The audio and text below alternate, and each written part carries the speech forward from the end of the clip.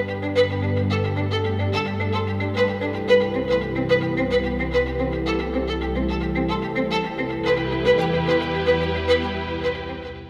me swing back. You and Bowman came up with the concept of a four-frame model for understanding organizations. Tell us a little bit about that, and how does this notion of story play into that? Yeah. Well, the idea of a frame is that it's a lens through which you look at reality. So reality is not out there, it's in here. Mm. And so what we were trying to do is say, how do leaders think, and what role does this play in their everyday doings? And so Lee was a psychologist. I was a sociologist. That's like a Baptist and a someone from a Catholic.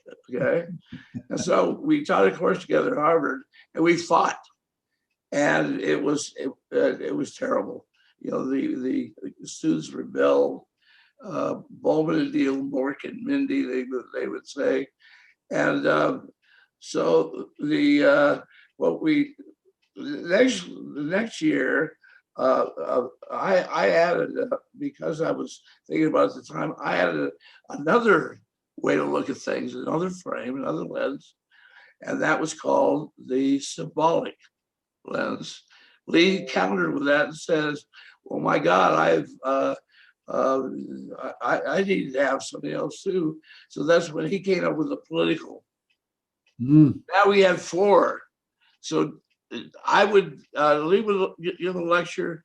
I would among him. Then he would give a lecture and among both of us. And then I would come in for the killer, which was symbolic, and wipe it all out. Well, so what we found was that if you could get leaders to expand their way of thinking, then you really begin to get into what true leadership is all about. So a frame, you and I probably could spend a lot of our time in the symbolic. Yeah. You know, that's where stories reside, is in the symbolic way of thinking. So that if you go to Harvard and look up our class, you'll find that the evaluations were so bad, and the students rebelled and went to the dean. And so we were not, the faculty said, "You've got to cease and desist, you're screwing up everything." Now, the next year, when they came back in September, it all had changed. And they said that was the best class we ever had, Mm. because it helps us make sense out of our everyday life. Yeah.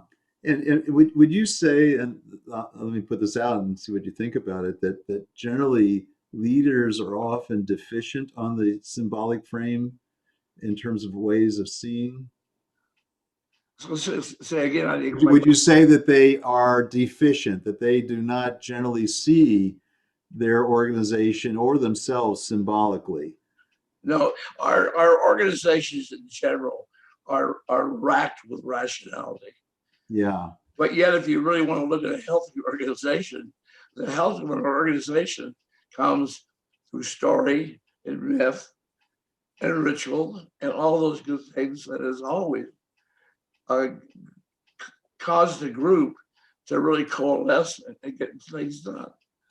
Yeah. What would you say to a leader whose organization was racked with rationality uh, and was open to revitalizing the organization? How would you if I was such a leader, what would you advise me to do in terms of bringing life back to the organization?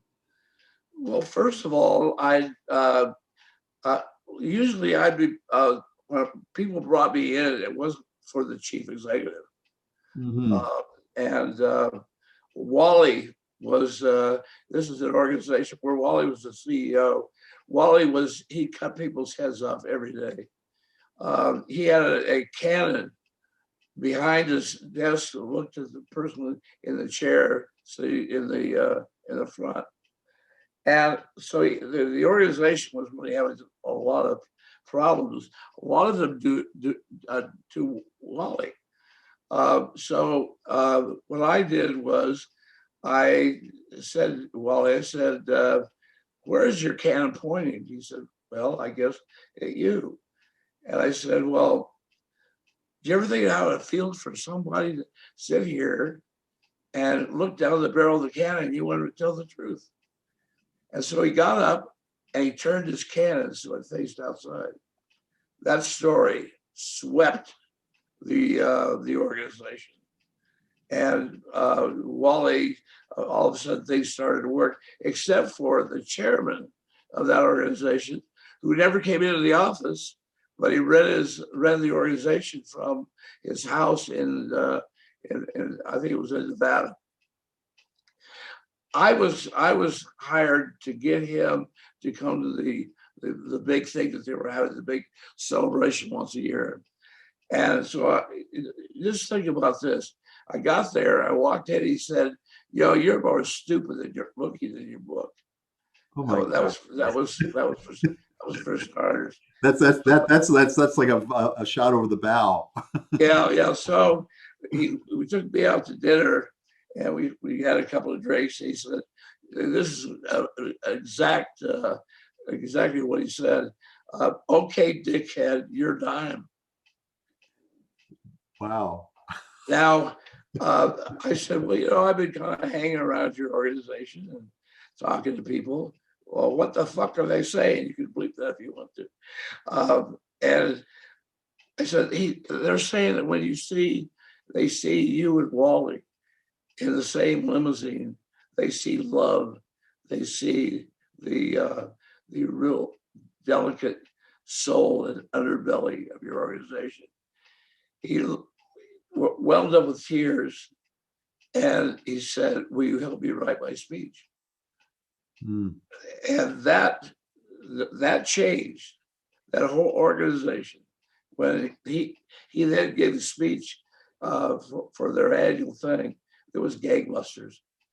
So what I would always have to do is to do something that would crack that rational political lens that they had and that let flow into them something from their heart and soul. And I had some really good luck. I don't think I had very many things that blew up. Because I always had that ringer. I could always go back to story or myth or ritual.